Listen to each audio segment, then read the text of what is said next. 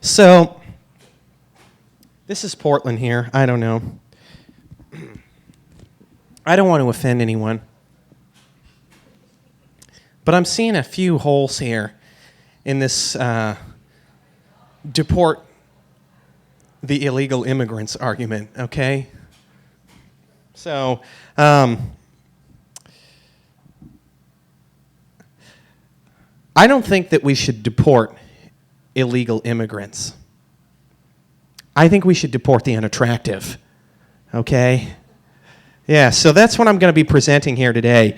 If anyone would like to donate to my official political action committee registered with the FEC, you can donate here in the Pennies for Tommy jar. Okay.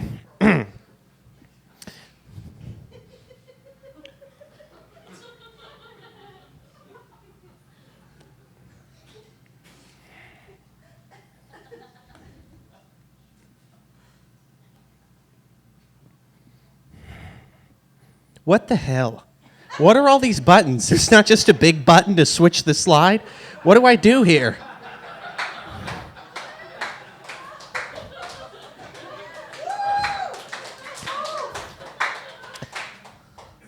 Brothers, gentlemen, brethren, other brothers, handsy Fox News hosts, come, gather, come on down. You are not the next contestant on The Price is Right. However, I have something to offer you that's better than a new juicer and a trip to gentrified parts of Costa Rica.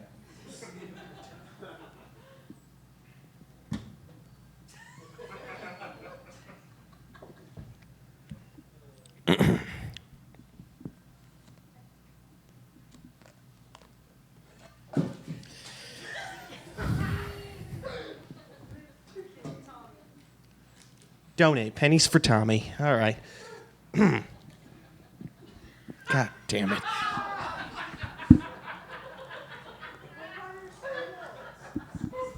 That is the last time I let Drew put my can together.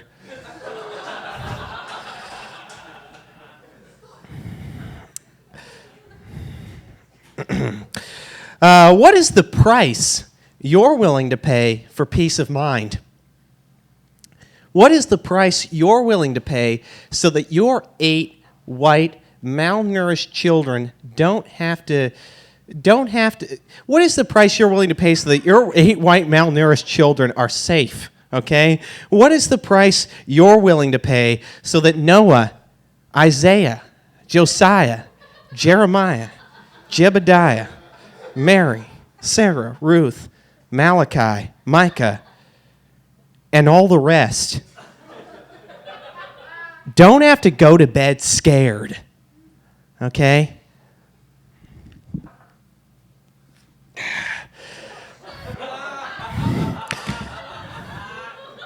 Relax, relax. It's just a weapon, nothing else. This knife represents motivation. And with the proper motivation, we can cut fear out of your children's lives by cutting the unattractive out of ours.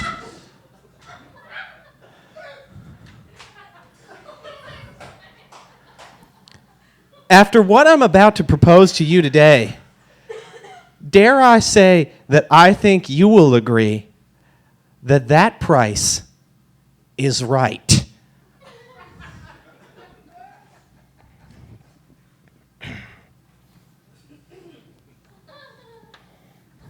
Look at these photos.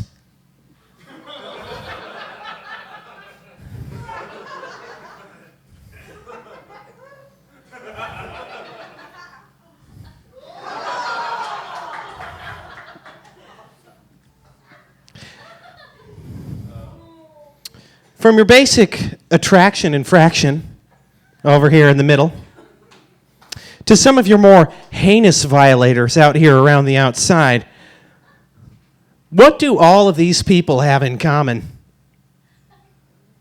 They are all unattractive. And, I have to say this for legal reasons, allegedly, they are all child molesters. Coincidence?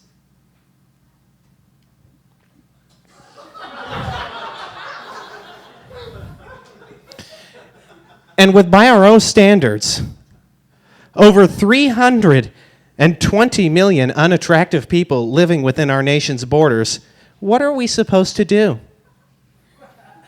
That's more than 75 times as many people as the KKK had at its peak.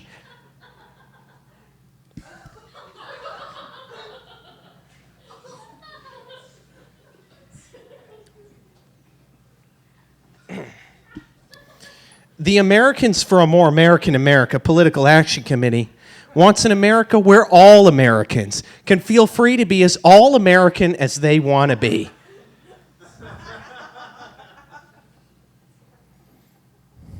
That's why we advocate for the deportation of the unattractive. After all, does the strictly enforced UN Declaration on Human Rights not guarantee in Article 16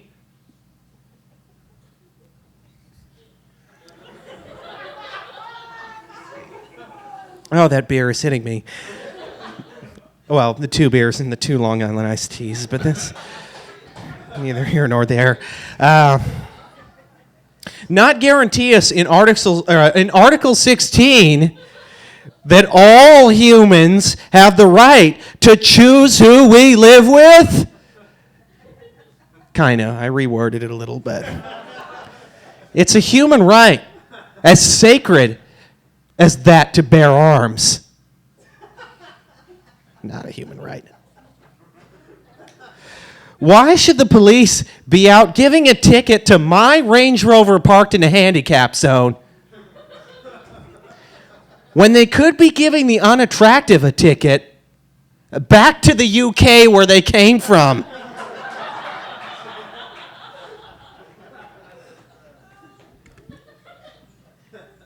Getting to the climax here.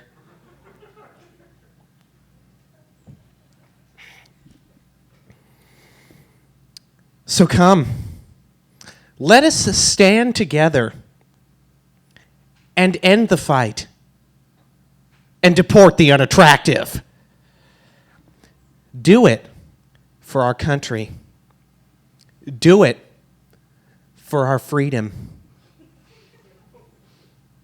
Do it for our children. Brought to you by the Americans for a More American America Political Action Committee. Now, if I can get all of you to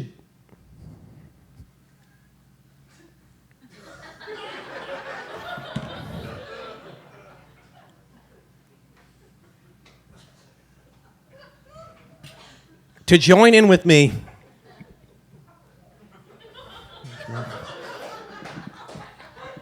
That's Roy Moore. Can you join in with me in the chant, America the Beautiful, okay? America the Beautiful! America the Beautiful! America the Beautiful! Yes, okay. Thank you. I'm way more serious than what this guy just told you. My name is Heather L. Weigler because I'm a lawyer. And we like to use our middle initials. We are pretentious fucking people. And I'm here today as your comedy lawyer, however, to tell you why you should never, ever talk to the cops. I want to start with some disclaimers and other things lawyers super like. First, I'm a lawyer, but I'm not your lawyer. Nothing I'm saying today should be construed as me giving you legal advice. These are just interesting ideas you heard from your drunk friend in a bar. Secondly, I speak only for myself. You heard I have a very fancy job. I'm a senior assistant attorney general at the Oregon Department of Justice. But I am absolutely sure that the Department of Justice wants nothing to do with me anything I want to say, or frankly, you all today. They don't want anything to do with you. Last but not least, I ripped this off. This is all based on the research of Professor James Duane, and if you want to know more real things, go read this book. You have the right to remain innocent. Now, next. This is where we're going to start. The Fifth Amendment to the United States Constitution. It's one sentence with a lot of words. The words we care about today are that no person shall be compelled in any criminal case to be a witness against himself, which, right, sexist language, that sucks. We should have a constitutional convention and fix that. But that's not going to happen. That's just like put a pin in that for when that happens. So why do you have this right to remain silent? Well, back when the founding parents were thinking of how should we design our criminal justice system, they looked at what was happening in England and said, fuck that, we don't want to do that. That's the inquisitorial method of truth-seeking, where the person who was deciding whether you were guilty could just ask you, and then if you didn't answer, they could force you to answer. This is one of the ways they did that. It's called Catherine's wheel or the wheel. It's used to break your bones. So instead, they came up with the prosecutorial system of truth-seeking, whereby a prosecutor bears the burden of proving beyond a reasonable doubt that a criminal defendant committed the crime, and there's a neutral arbitrator and a jury of your peers. Obviously, a lot better, right? For a lot of reasons. First and foremost, way more comfortable seating. Secondly, we now have electricity, so we don't need GIMPs. No longer necessary. And last but not least, law enforcement officials can no longer wear their robes and hoods to work. They have to save that for their off time. Hashtag not all cops, hashtag but most cops. So, to understand why I'm telling you this, you have to go with three premises. The first is that our legal system is broken. It is arguably the best in the world, right? But it's also racist. It is sexist. It exploits and disadvantages the poor and other vulnerable populations. It's better than the wheel, but it's a hot mess. Secondly, cops are human beings, as are everybody else who participates in the criminal justice system. They have imperfect knowledge. They come with biases and prejudice that are both explicit and implicit. I'm feeling like the drinks are affecting my enunciation, so sorry. Where was I? Oh, yes, and cops also have confirmation bias, which means that they interpret new evidence in a way that supports their already existing beliefs. They also have imperfect memories. They'll misremember things in a way that supports what they think, and they'll forget the things that doesn't support what they think. And those are the good cops, guys. By the way, they look the same as the bad cops, in case you're wondering. The bad cops will say that they smelled unburnt marijuana wrapped in a plastic bag, in a film canister, under your boob, in your bra, under a tank top, under a sweater, under a big old jacket. They did not smell that marijuana. They will just lie to you. Last. You were supposed to laugh at that, but you didn't. It's okay. I'll keep going. Last is that the odds are against criminal suspects in our system. If you are charged with a crime, you have over a 90% chance of your case ending in a plea bargain. Of the less than 10% of the people charged with the crime that actually go to trial, over 90% of them are convicted on one or more of the offenses of which they're charged. So if you are already charged with the crime, you are screwed. You might be thinking to yourself, but I'm an average law-abiding citizen. I've done nothing wrong. You don't know what you've done. We suffer in this country from the plague of overcriminalization. The Congressional Research Service has said there are so many crimes in the Code of Federal Regulations and the United States Code that they just stopped trying to count. And they are the math nerds of law. They've given up counting. They like counting. That should give you some idea of how many federal crimes there are. And then on top of that, you have state law There's lots of crimes there too, or county law or city law. So you don't really know what you're up to at any given point. One civil rights analyst, there you go, has said that average Americans engaged in normal commerce commit up to 3 felonies a day. Google it. I'm not lying. Next, the laws are poorly written. Lawmakers are not that smart, and they write laws in a way that sweep up a lot of conduct they don't intend to prohibit. Consider for a moment the case of Carol Ann Bond. Poor Carol Ann's best friend got knocked up by her husband. Who would not be pissed, right? So Carol Ann worked at a university. She had access to some chemicals that could cause like minor skin irritation, right? And she doused that bitch's mailbox with some of those chemicals. Bitch got a thumb burn, she rinsed it off with water and was fine. Carol Ann, though, was charged with tampering with the U.S. mails, which is something you shouldn't do. But she was also charged with the crime of violating the Chemical Weapons Convention. That is a law that was intended to prohibit the use of mustard gas, right? So Carol Ann was eventually vindicated by the Supreme Court after 11 years of litigation and many, many thousands of dollars that you don't have. Don't be like Carol Ann. Last but not least, even if you're innocent people go to jail all the time too. Look at these two guys. They were innocent. They were charged with the crime. Luckily for them, they knew the great attorney Vincent Gambino, also known as Jerry Callow. But you don't know Vincent Gambino. Next. So, this seems really aggressive. Woo! It seems really aggressive, doesn't it? Because it is. When interacting with the police in an encounter that you did not propose or request, the first thing to remember is that cops lie. Right, this person knows. And I don't mean to say that to disparage law enforcement officers. They're doing a great job. And that is their job to lie to you. They will lie about what crime they are investigating. They will lie about whether you're a suspect. They will lie about what evidence they have against you. They will lie that they're on your side. They will tell you that it's not that big of a deal if the guy you stabbed was being a dick. They will lie about anything they need to lie about to get you to talk. They will also make you physically uncomfortable. One study of false confessions found that the average length of interrogation in those confessions was 16 hours. You can't stand 16 hours of the cops berating you. You think you can, but you can't. Trust me.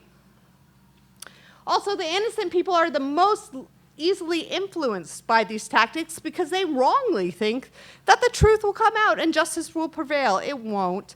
The other people who are easily influenced by police lies are vulnerable populations. In that same study of false confessions, 38% of the people who made a false confession were juveniles, and almost 70% had some sort of mental impairment, addiction, or mental illness, something like that, that made them particularly susceptible. See, this is serious. You should also understand that talking can't help you. Because anything you say can and will be used against you in a court of law. Sorry, I've heard that 1,000 times in TV shows, as have all of you. But what you might not know is nothing that you say can be used for you. And that is because of the hearsay rule, which is, this is going to be hard. Hold on a second.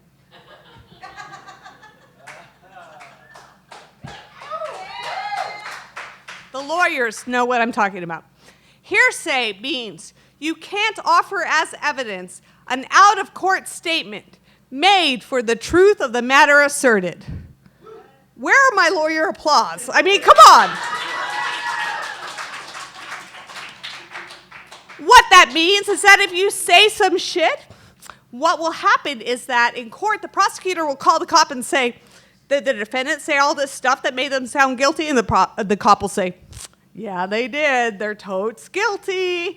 And then your lawyer will say, but didn't they say all this stuff that made them sound innocent? And the prosecutor will say, objection. And the court will say, sustained. And the jury will never hear about that stuff. So nothing that you talk about can help you. Also, truthful statements can be used to convict you. I'm going to have to read a little bit of my card here. Sorry, everybody. You might say something that you thought was true at the time that you said it, and it turns out to be false. And the prosecutor will say, look, that defendant is a liar. And the jury will say, well, the prosecutor and the cops don't have any reason to lie, but that defendant sure does. And then they'll believe the cops and the prosecutor. Also, you might say something that corroborates what an eyewitness has said, or that provides a basis for a dubious expert to opine that you are guilty for some reason. There are some statistics there. Numbers are hard. I'm skipping them. Next. But I prevail upon you to not plead the fifth. Why? Because it's this motherfucker. This smug piece of shit was Supreme Court Justice Antonin Scalia. The good news about him is he's dead. Woo! It's kind of tempered, though, because his replacement also might be a POS. I don't know.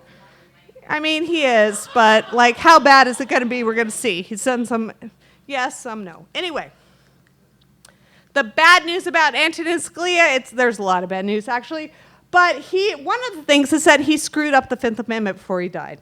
How did he do that? He wrote an opinion in this case called United States v. Marshall, in which he said, when a defendant refuses to answer a question about whether he did it, that's suggestive that he might have done it.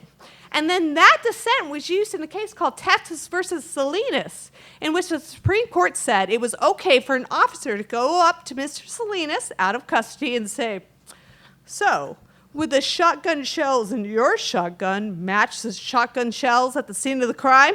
Well, Mr. Salinas very wisely refused not to answer that question by just remaining silent. And the Supreme Court said, well, he wasn't arrested. So it's okay for the prosecutor to say that's suggestive evidence of guilt and for the jury to find so. Boo, right? Like lots of Supreme Court justices rolled over in their graves when that happens. But what the practical effect of it is that a criminal suspect now has an affirmative duty to assert their constitutional rights, which is pretty scary, everybody. Don't talk to the cops. So what should you do? You should not be Homer Simpson. Your goal is to end the interrogation and say nothing. But you can't stay mute, as I just explained. Salinas will not work in your favor. And also, invoking the Fifth Amendment, if you're inartful about it, might not work in your favor. There was one case in the Eighth Circuit where the prosecutor commented to the jury that the defendant's statement that I better stop talking or I might incriminate myself was evidence of guilt, and the Eighth Circuit said, yeah, that's not a clear error. It's okay. Send that person to jail. Also, in some states, you might have a presumption against you in any civil action if you assert your Fifth Amendment constitutional rights. So you should be really careful about it. What should you do instead? The Sixth Amendment, right? And the thing that you should care most about is that in all criminal prosecutions, the accused shall have the right to have the assistance of counsel for his, again, sexist language, right? Like, we should have a constitutional convention just for that. Yeah, who is the only person that applauds? You're my best friend now. So how do you ask for a lawyer? You cannot be equivocal. Oh, I wasn't supposed to do that. Let's make that go away. Okay. This is where the drunken part of the discourse comes in. Woo! So, you cannot be equivocal, which means not that there can be no doubt in the average person's mind, but that no doubt in a cop's mind. So, here are examples of statements that courts have said, those are equivocal. We're not really sure if they were asking for a lawyer. Maybe I should talk to a lawyer. I can have a lawyer? I think I want a lawyer. What time can I call my lawyer? I can't afford a lawyer, but can I have one? Can I call my lawyer? Do you think I need a lawyer? Why are those statements bad? They use hedge words. Don't use those. They're bad. They also ask questions of the cops. The cops are not there to help you, everybody. Don't ask them questions. They're not going to give you the right answer. And lastly, all those people We're trying to make themselves sound polite, but I think that they should look at that cross stitch and rethink that. So what is the thing that you should say if you are in a police encounter that you did not propose or request? You should say, I want a lawyer. One more time for the people in the back. There are only 4 words. You don't need to be rude. All you need to say is, I want a lawyer. Thank you very much. I'm Heather Weigler. All right, we're going to figure this out together, okay? It's going to be interesting. Side note, this is still up here, so cheer, all right? Also remember, I want a lawyer, okay? That's for after the show. That goes there. Okay. Let's make sure this thing works. Hey, it works. Anyone? Oh, you and I have a lot to talk about after the show. Mostly when the next meetup is, but we'll get to that. Are you? My father. Words. Basically, I'm talking about me. This entire presentation is going to be about me. Am I in the sweet spot? I'm in the sweet spot. Me. Me. No, I'm really not that self-centered, but we were asked to talk about any topic, and particularly topics that hit a little close to home, right? So for me, sperm donation is a particularly sensitive topic, and I wanted to explore it a little bit for myself and for you all. So sorry in advance. A timeline of artificial insemination. There's 2 slides of this, by the way. It's really, really fun. So in 3 AD, ancient artificial insemination. Sounds like something that would be on the History Channel. It's not, all right? What it is a bunch of old Jewish folks got together and said, hey, we could probably do this. And that, the idea was born. Unconfirmed whether or not that was before or after the Bible. I got to figure that one out. Sperm first viewed under a microscope. Can you imagine being the first guy to suggest that to your group of science buddies? Like, they probably just discovered the microscope like 4 years prior. And this guy's like, Vladimir, you know what we should do? Eh? Okay. Artificial insemination in reptiles. This is just funny. Read that. Where's the detail, right? It just says an Italian priest conducts experiments with artificial insemination in reptiles. Pretty sure a priest just fucked a lizard. That's what they're telling me. Would you be surprised? Like, I don't know. 1790, first birth by artificial insemination. That's pretty cool.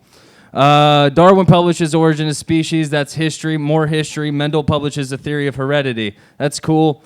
DNA first isolated, also super nifty. Like I said, there's 2 slides of this. Contraception labeled obscene. This was pretty interesting, actually. So after all this discovery had been made and people had finally started getting to the process where they're like, okay, this is a possibility. We can artificially inseminate mammals, reptiles, so on and so forth. Eventually, it got to the point where people got pissed off, and the U.S. Comstock law says that all contraceptive devices or information about them, including abortion, are obscene. Okay, that's 1873, so not a big surprise, right? A lot of shit wasn't kosher in 1873. Diphtheria existed in 1873, all right? Times have changed. A continuation of this timeline. I'm not sure if this gets better or worse, so bear with me, all right? First known use of sperm donor in the United States was in 1884. In 1937, it jumps a little bit there because there was a whole bunch of other gobbledygook that just... it was boring. It was really, really boring. In vitro fertilization proposed. Freezing sperm works in 1938. In 1948, churches in Britain basically get pissed off, all right? That's what happens. In 1948, a report from the Office of the Archbishop of Canterbury recommends criminalizing artificial insemination that uses donor sperm.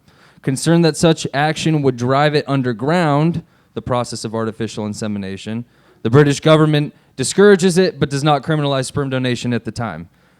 Donor sperm ruled adultery about 6 years later, though. So in one of the first recorded U.S. legal cases involving artificial insemination, an Illinois court rules that inseminating a married woman with sperm not from her husband is adultery, even if the husband's okay with it. You guys thought abortion was the first step to us fucking with your bodies. It's been a long road, right? And you can thank Illinois for it. Fuck the Chicago Bears. Moving right along.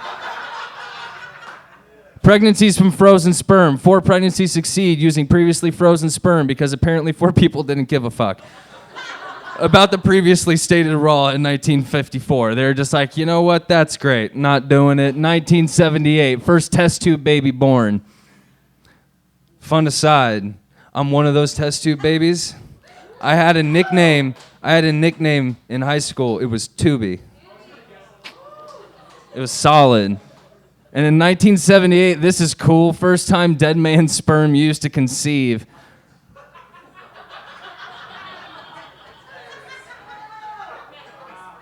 Because fuck yeah, necrospermin, right? Like, if you have a really attractive husband, like women are just like, ooh, I could kill him, get the money, and still have good-looking kids. Here we go. And this was pretty cool. Monumental happenings for women. In 1982, the first sperm bank for lesbians and single moms was founded, the Sperm Bank of California. That's cool. They're helping people out and shit. I don't want to read all this because I'm pretty sure I'm going to go over my limit with this presentation already. There's a lot of animation. So here's some stuff. HIPAA was the thing. Basically, sperm donors and sperm donor-related activities do not necessarily fall under the realm of HIPAA. So your privacy is not 100% protected anymore. I'm going to get more into this later in the presentation, but they effectively decided that sperm donors were not part of that agreement, that HIPAA, the law gal knows more than I do. I'm sorry, I'm a little drunk. But what that did, and this is funny, was open Pandora's box, or Pandora's cocks, because we're talking about artificial insemination, and this is massively inappropriate. Now there's rules. This is from the California Cryobank Sperm Donor Bank. A lot of banks for sperm have basic requirements that you have to fit, right? Like, so for example, you'll see some right here. You have to be at least 5'8", between 19 and 38 years old, currently attending or have graduated from college, are in good health. All the things that I don't fit into. That's great. I will not be a sperm donor. I will be drunk for the rest of this presentation, though. One moment. That was delicious. So once you meet these basic requirements, so once you walk into the facility, you're like, hey, I want to jack off into a cup. And they're like, hey, you have to be at least 5'8" to jack off into a cup. And they're like, hey, I'm 5'11". Great, come right in. After they do that, you have to go through like a deeper physical and psychological evaluation, effectively to determine your medical history, your health history. So to determine whether or not you're going to be a suitable parent for anybody. Not a parent, right? Because that's not the intent, but bloodlines and shit, genetics are cool. Now this does eliminate some folks from the pool of who can donate sperm, like my grandpa here. This guy. Who went, oh, he's 4'2". You want him to jizz in your cup? My God, okay. This guy, right here. Game of Thrones. Yeah, he can't perpetuate things. Sorry, you guys really that disappointed? He's hideous. Okay. But loose specifications from things like the cryobank in the 70s led to a lot of this. Interesting haircuts producing sperm donor children. Double up. Yeah. Yeah. Wait for it. He's saying hi, like, seemed nice. In the early 70s, first cryobanks, largely run by men, opened in the United States. And effectively what they did is that the guys that opened these cryobanks up, you need to have a bank of sperm before you can open a business built on banking sperm. So what they did was they took college-educated men, mostly white college-educated men, and medical students, and they collected up all their sperm, and that was the majority of the samples that they had access to at the time. And then they started marketing that to women, single parents, not quite with lesbians in the case of the 70s, but we started getting there like you saw in the 80s, which was pretty neat. And there weren't a lot of questions with this stuff, and there weren't a lot of answers. From its inception, sperm donation, I can't read all the shit. Basically, what it means is that you were encouraged to donate anonymously. From like the 40s on through the 70s and the early 80s, you were encouraged. It was almost standard practice to donate your sperm anonymously. And oftentimes, people would go get this sperm, they would get inseminated, and then the doctors would say, we're going to basically eliminate a paper trail.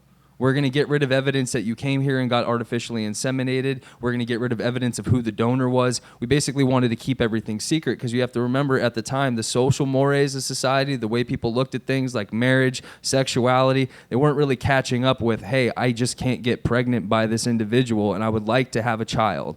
We hadn't caught up there yet. That got really emotional. Ta-da! Burt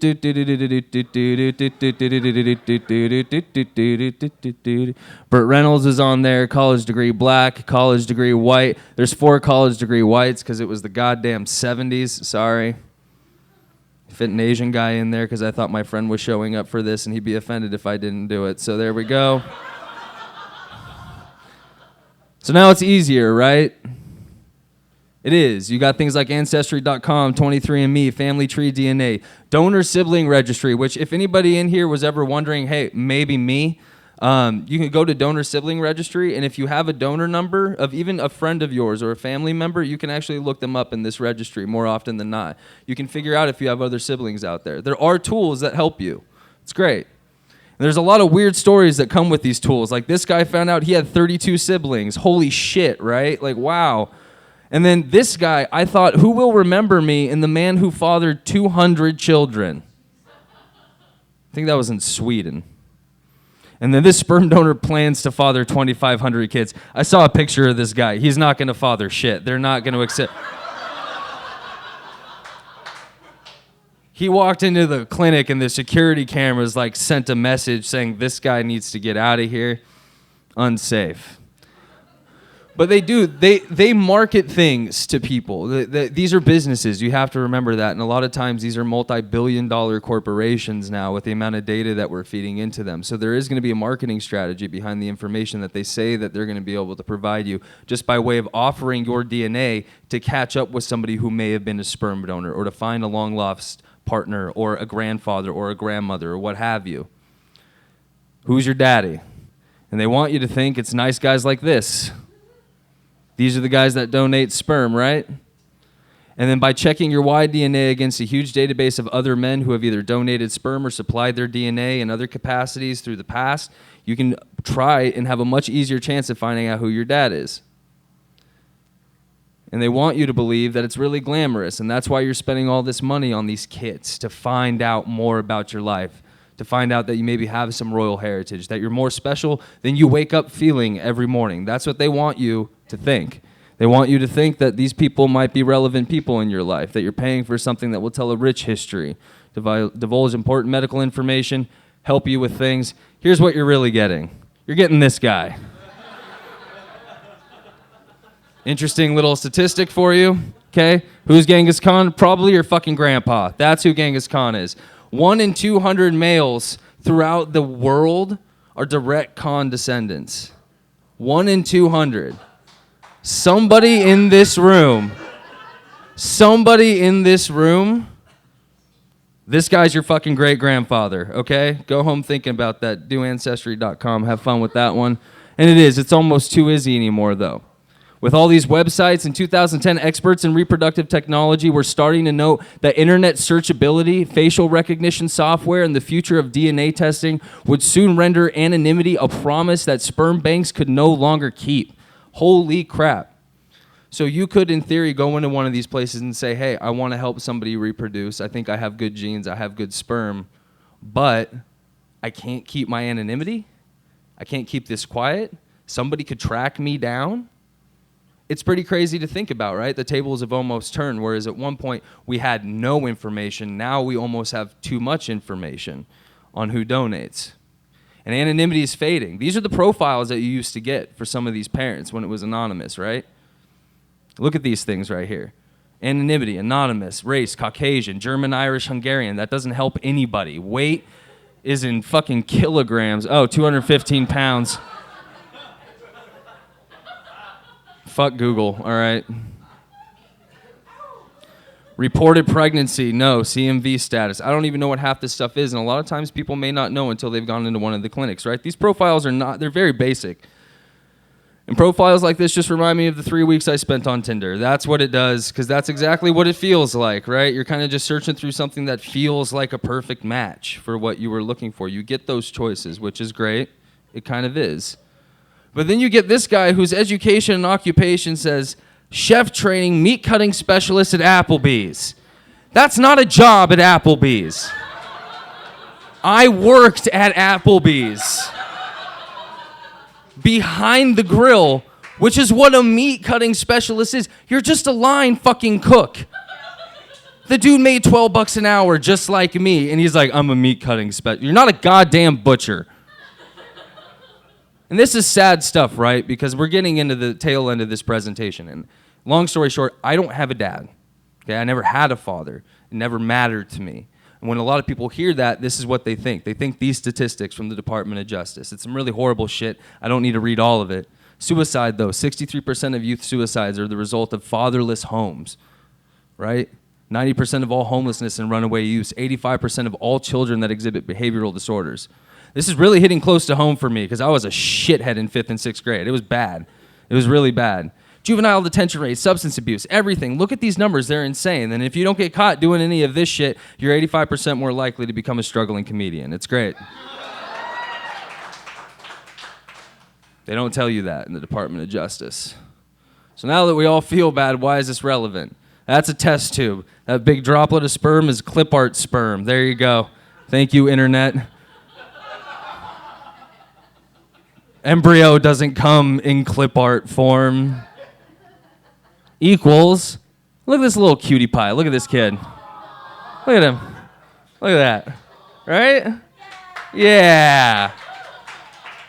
So as a product of a sperm donation, I never had a father growing up, nor did I truly need one. And a lot of people would ask this question. This looks like the album cover to a Tears for Fears album from the 80s. I fucking dig it, to be honest with you. God damn, yeah. And I have a contention of the question, though, of people asking me, don't you want to find your father? I don't want to find my dad. Why would I want to find my dad? See, the whole concept of having a father is I think we instill it in the men that act as fathers in our lives, right? Whether or not they're horribly present, we like to think of them as strong. We like to think of them as people that protect. We like to think of them as stable. Even when they're not, we like to think of them as that. We like to think of them as almost an element that we need in our lives. And that's why we feel like we need a father, like we need this information, like we need to know who these people are when we didn't know them before. And I got tired of people asking me that because I come from a loving household. That was the thing. I had 2 people there that loved me to pieces and made every single effort to be there. So when I was raised successfully by 2 individuals, and I still have adults to this day ask me, don't you want to find your dad? I'm like, why the fuck do I want to find my dad? Sure, there was some curiosity deep down, but look at that shit. You know what they say about curiosity? What if I come to find out this dude donated sperm everywhere, and I got like 200 relatives? I'm related to the Trump family somehow. I don't know. Horrible stuff could happen if you start digging too deep into that. Why do I need that? And I don't need that. I got these 2 women right here. I'm a very lucky man. And I'm going to go ahead and end on this. I felt there's no presentation part for this necessarily. It's just something I wanted to say at the tail end is that I can't say that everybody in this room ever had 2 parents in their household growing up. I can't even say that any of you had one. I sure as hell hope that you did. I really do. But understand, as you go about your life, as you create your own progeny, your own legacy, what have you, whatever you're going to do with the rest of your life, if you do have a kid, recognize that you don't have to have a mom and a dad. You don't even have to have anybody who identifies as a mother or a father. You have to have 2 loving people there to support a child. That's it. That's it. It doesn't matter if they're black. It doesn't matter if they're white. It doesn't matter if they're straight or gay. None of that shit matters. What a kid's gonna benefit from is just having 2 of you. It could be Uncle Bobby. It could honestly be Uncle Bobby and then the mom. But just be there for the kid. Just like you would want somebody to be there for you when you were a kid. And that's all you have to do to avoid some of those horrible statistics from earlier and avoid having to do shit like I just did. All right? I appreciate everyone's time. Thank you. All right, so here's the positive about being super last comic. But not super last, but the last comic. We're going to pretend everything that I fail at is because I'm drunk, not because I'm ill-prepared. That would never happen. All right, okay, so here's the thing. My name's Dani Schi, and I have realized in this world, in America, there's kind of like two responses to the Founding Fathers, right? Like either that there are, God among Americans because they founded this great country, or people will be like, yeah, but they own slaves, which is fair, So, like, are they good or bad? And specifically, I've read a lot of Harry Potter. I love it. So here's the thing. Are they good or, like, are they Dumbledore or are they Umbridge? Dolores Umbridge. Like, we know she's the real villain in the books and the movies, both of them. So here's the thing. All right, so just a little about me. And here's why it's interesting to me. I work at a nonprofit. My whole life has been centered around community service. That's what 4-H does to you. I've been working at nonprofits now for 11 years in social justice, which means that my life looks like this. Right? Yeah, it's great. It's great. We all like warmth, right? Like, it's fine, and I love arson. So it is usually spectacular. But every so often, this shit gets too much, and you're like, I need to check out of life for a minute. So, like, one day when I was doing that, I decided to memorize the Declaration of Independence, just this. Well, like, most of it. Most of the beginning part, okay? That's all I memorized. I do this regularly at work. Just take this Sporkle quiz to see how many questions, how many words I can figure out in 8 minutes. A lot of them. There's a lot of, like, twos and ands, so it repeats a lot. Here's the thing. Like, I just wanted to be able to have words about our founding fathers and, like, know what I was talking about when I contradicted people who said that these individuals had my best interests in mind. I don't know if you can tell. We don't have a lot in common, these guys and me. Like, for instance, we were both raised on a farm, right? But, like, I never, like, owned people to run said farms, unlike these gents here. Also, male, female, just to clear that up. Very cisgender, both of us, so we do have that in common, I guess. But not everything. So anyway, I wanted a lot of words to counteract them, and I've become very good at arguing against those people that share mega memes on Facebook, like lots of paragraphs against them and their nonsense when I check out a work. And here's what I have found out. If you use the Founding Fathers' words on social media against Zach, my friend Zach, he's got a lot of fun things to say. He will call you a slut. But, pegged me. Pegged me, definitely. Not literally.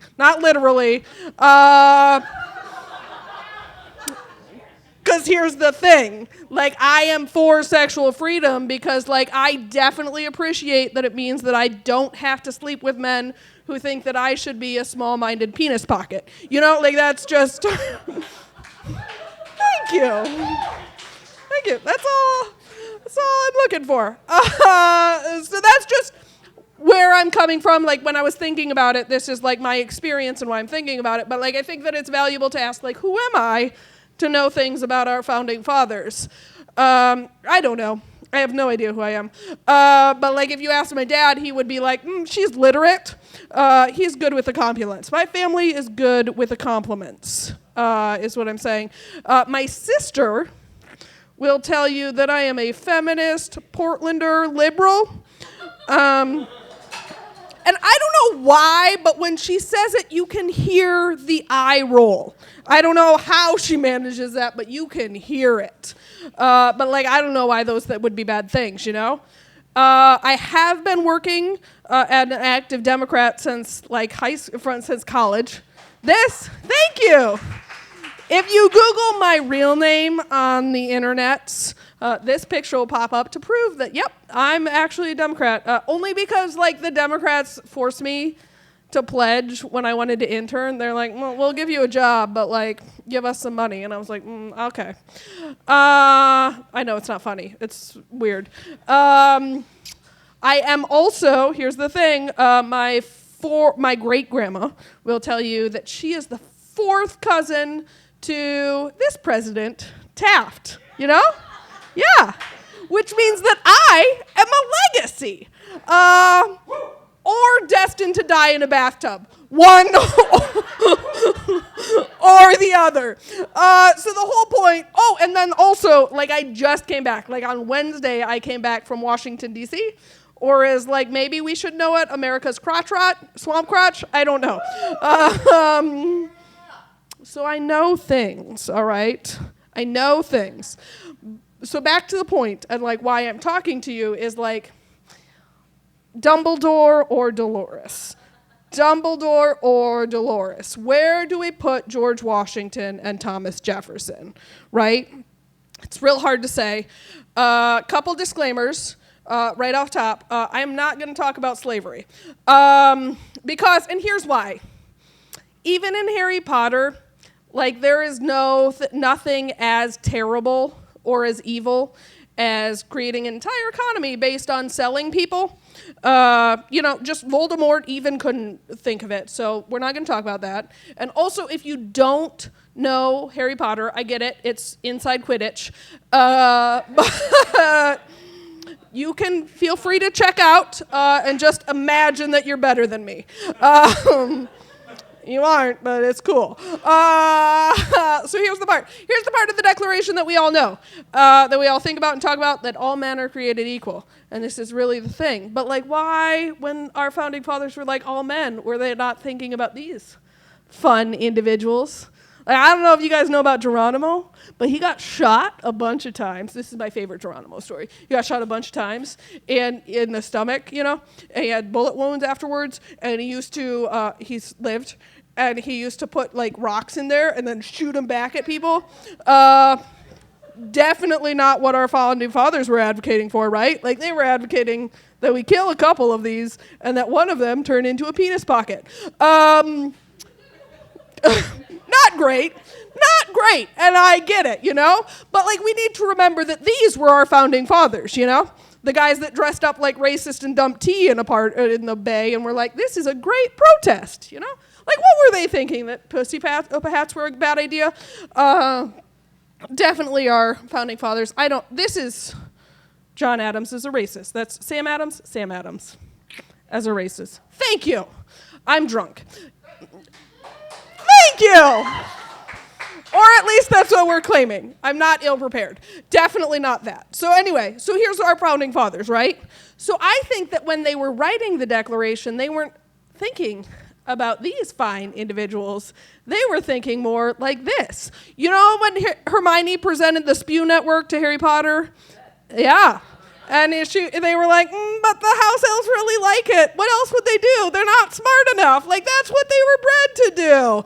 That's what our founding fathers were. Just so we're clear. Like, they were very Harry Potter. And, like, but better than Harry Potter because they didn't just give us some dirty old sock.